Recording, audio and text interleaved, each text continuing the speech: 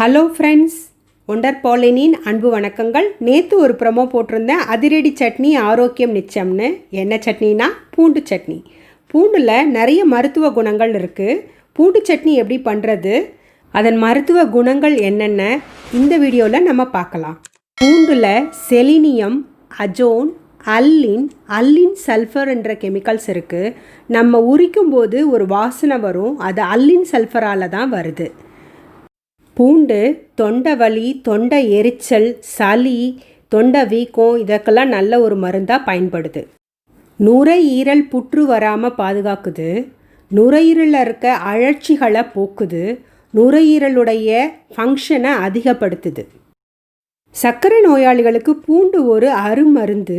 Pancreas செல்களை வலுப்படுத்துது. Insulin சுரப்பை தூண்டுது. புற்றுநோய் வராமல் தடுக்குது. புற்றுநோய் செல்களை அழிக்குது. இதயம் சரியாக இயங்கிறதுக்கு பெரிதும் உதவியாக இருக்குது. இரத்தத்தில் உள்ள கொலஸ்ட்ராலை கம்மி பண்ணுது. ட்ரைக்ளிசரைஸை கம்மி பண்ணுது. இரத்த குழாய்களில் உள்ள கொழுப்புகளை கரைக்குது. இரத்த கட்டிகளை கரைக்குது. இரத்தத்தில் உள்ள ஆக்சிஜன் இதயத்திற்கு எடுத்து செல்றதுக்கு உதவியாக இருக்குது. இதனால் பூண்டு சாப்பிட்டா மாரடைப்பை நம்ம தவிர்க்கலாம். ஃப்ரெண்ட்ஸ், ஒண்டர் பாலின் சேனலை நிறைய பேர் பார்க்குறீங்க, நிறைய பேர் சப்ஸ்கிரைப் பண்ணாமையே இருக்கிறீங்க. கொஞ்சம் சப்ஸ்கிரைப் பண்ணிவிடுங்க, அது எனக்கு ரொம்ப என்கரேஜபிளாக இருக்கும், இன்னும் பல நல்ல நல்ல வீடியோக்கள் உங்களுக்கு தர்றதுக்கு. பூண்டு சட்னி செய்ய தேவையான பொருட்கள்: 3 முழு பூண்டு, 15 காஞ்ச மிளகா, 1 எலுமிச்சை பழ அளவு புளி. இதை எல்லாத்தையும் ஒரு மிக்சியில் போட்டு தேவையான அளவு உப்பு சேர்த்து நல்லா அரைச்சிக்கலாம். ஒரு கடாயில் நல்லெண்ணெய் விட்டு கடுகு போட்டுக்கலாம். கடுகு பொரியட்டும். இப்போ தேவையான அளவு கருவேப்பிலை போட்டுக்கோங்க. நான் கொஞ்சம் நிறைய கருவேப்பிலையே போடுறேன். கருவேப்பிலை பொரிஞ்சிருச்சு. சீரகம் 1 டேபிள் ஸ்பூன், பொரிஞ்சிருச்சு சீரகம். 1/2 டேபிள் ஸ்பூன் பெருங்காய பொடி சேர்த்துக்கிறோம். பெருங்காயம் நல்ல மணம் வந்துருச்சு.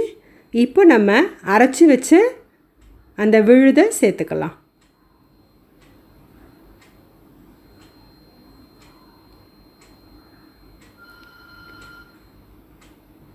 இது கொஞ்சம் கிண்டிக்கிட்டே இருக்கணும், அப்போ தான் அடி பிடிக்காது. பூண்டு சீக்கிரம் அடி பிடிச்சிரும்.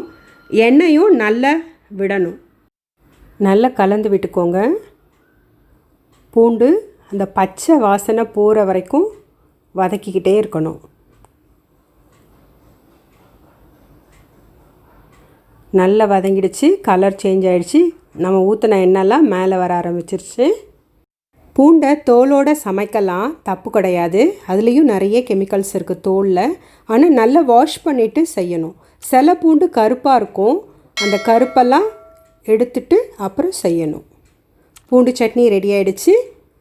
இது இட்லி, தோசை கூட அருமையாக இருக்கும். ரச சாதத்துக்கு, சாம்பார் சாதத்துக்கு மிகவும் அருமையாக இருக்கும். எதில் வேணாலும் இது தொட்டு சாப்பிட்டுக்கலாம். சப்பாத்திக்கு கூட தொட்டுக்கலாம். நான் இன்றைக்கி தோசை கூட பரிமாறியிருக்கேன். இவ்வளவு ஆரோக்கியமான பூண்டை அடிக்கடி உணவில் சேர்த்துக்கோங்க. ஆரோக்கியமாக இருங்க. இன்னும் ஒண்டர் பாலின் சேனலில் மலர்கள், மூலிகைகள், கீரைகள், கார்டனிங் யூஸ்ஃபுல் டிப்ஸ்னு வீடியோ போட்டிருக்கேன், பாருங்கள். இப்போல்லாம் நம்ம குழந்தைங்க ஆன்லைன் கிளாஸ் அட்டன் பண்ணுறாங்க. அவங்க கண்களை பாதுகாக்கிறதுக்கு அவங்க எப்படி உட்காரணும், என்னென்ன உணவுகள் எடுத்துக்கணும், என்னென்ன எக்ஸசைஸ் பண்ணணும்னு டீட்டெயில்டாக சொல்லியிருக்கேன் அந்த வீடியோவில். பார்ட் 1, பார்ட் 2 2 இருக்குது. பாருங்கள், பயன்பெறுங்க. இந்த மாதிரி அதிகமான யூஸ்ஃபுல்லான வீடியோ வர்றதுக்கு ஒண்டர் பாலின் சேனலை சப்ஸ்கிரைப் பண்ணிவிடுங்க. பெல் பட்டனையும் கிளிக் பண்ணுங்கள். கிளிக் ஆல் பட்டனையும் கிளிக் பண்ணுங்கள். அப்போ தான் நாங்கள் போடுற யூஸ்ஃபுல் வீடியோஸ் உங்களுக்கு உடனுக்குடன் வரும்.